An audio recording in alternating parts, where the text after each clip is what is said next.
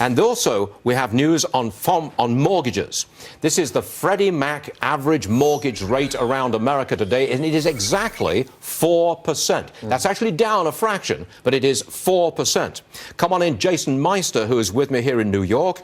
I say that a 4% mortgage rate, even though it's down slightly, the trend is up. I expect a huge rush to refi. And you say? There's no question. I agree. They're going to lock in those rates before they go up. And they were talking yesterday about September is probably going to be the first rate rise, and then maybe December. But I think they're going to lock in now. So people can see rates going up in the future. Right. Gradually. They perceive mortgage rates growing up ever so gradually right now. Correct. Refi. Sure. Who's going to refi? The people who refied 2 years ago, or hasn't everybody refied by now? I did. I think a but lot 3 or of 4 people years have ago. refied. Yeah, at a very low rate. Yes, but I did an adjustable. Oh, you did the arm. So I'm looking towards an adjustment up in about 2 years. So I'm a prime candidate to lock in now with right. a 30-year fixed at 4%. That's right. How am I doing, Jason? Very good. That's what everybody else is doing. Yeah, but how it impacts the housing market going forward, I still don't see the jobs and the wage growth here in America, and I think that's what we really should be focusing on. The 5.5% unemployment they're talking about is complete nonsense. Look at the U6 real unemployment, still hovering in the low teens. So we need to pro-growth, we need jobs, we need wage growth. So the secret to the future of the housing market, if it booms or not, or goes down or not, the secret is the overall economy, not just mortgage rates. That's right. And you say that there isn't the growth there, there isn't the income there for a really sustained move up in housing prices. That's right. I'm going to take the other side of the fence and look at the very, very high end of the real estate market. That, I think, is a bubble. Stuart, it's getting extremely frothy here, especially here in Manhattan, in Miami. Land prices are going through the roof. There's land prices in Midtown Manhattan, $1,000+ a foot. You can't make money if you're not selling condos at $3,500, $4,000 a foot. It's getting incredibly frothy. I think we're due for a bit of a reset. A bit of a reset. I think so. If I call it a bubble, it doesn't have a bit of a reset. I'm trying to walk that line a little bit, Stuart. Would you? I want to put you in a corner here, but is the bubble about to burst? I think we have some time in the short term, but long term, I'm definitely worried about that. But you've got to look at the kind of people who are buying this $30 million condo in New York City. I mean, Chinese. There's a lot of overseas capital. And it's hot money, isn't it? Hot money. Are you involved in this? We're involved. I knew it.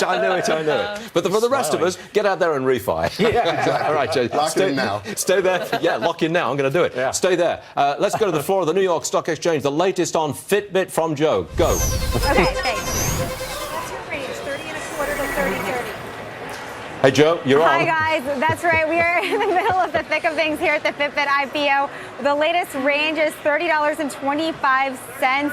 And up. It's on 6 million shares right now. We are getting ready to interview the CEO himself, who's going to make more than $500 million off of this today alone.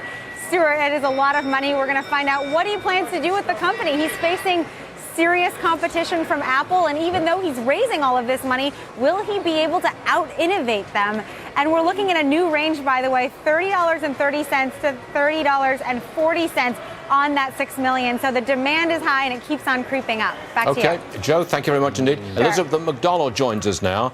I don't know what your viewpoint is on Fitbit, but I want to hear it. I think once this thing goes public and once the Fed starts moving on rates, stocks like this, you're going to have some fright formation. That's what Wall Street analysts are saying. You're going to have people saying, this was a tiny bubble type of a stock. It's being valued now at the valuation of 3 times what JCPenney is being valued at. Wait, let me repeat that. That's Fitbit, which is a wearable computing power around your wrist.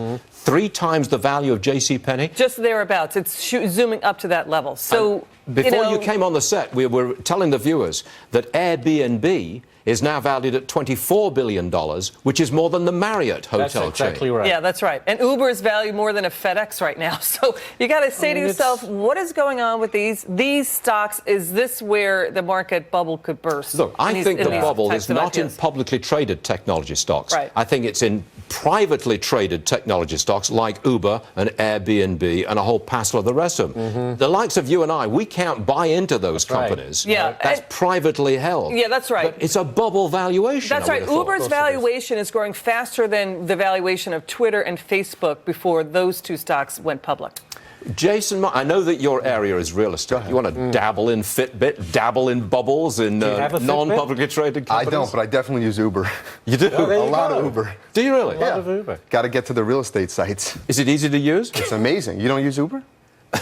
My children do. They do, You actually. got to get the app. Really? Yeah. Who here uses Uber? I don't. Nope. You're the only one on this set who uses Uber. And here we believe are it. I'm passing shocked. judgment on this I know, company. exactly. I've been in an Uber outrageous. car. Oh, come on, back to the market, please. Look at this. Now we're up 153 points and rising. Let me repeat, the Philly Fed. Now, that sounds ridiculous, It's doesn't it? upbeat economic data and also a dovish Fed from yesterday. That's what's driving this market. Thank you, Ashley. Give us some perspective there. That was There you very, go. very good. Yep. Also,